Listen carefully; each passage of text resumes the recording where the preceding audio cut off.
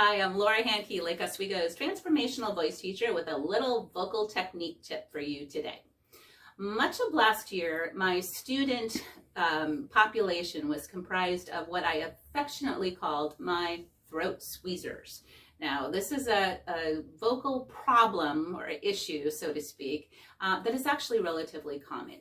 And what it means is that there's a lot of tension in the throat and you feel like you have to force the sound out from the throat area.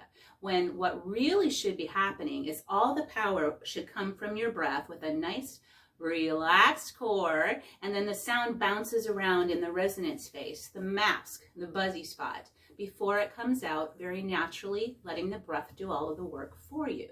So if you're one of these people that has a tendency to have tension in the throat and you feel like you have to push from here, here's a little tip. Again, relax that belly, let all the power come from here, and when you talk, be just a little bit breathy. Take the pressure off the vocal instrument here. Speak a little breathy. When I do this, I can feel the breath on the palm of my hand as I'm speaking. And this will help train you to let the breath do the work for you and stop trying to have that throat squeezing going on with all the pushing coming from here.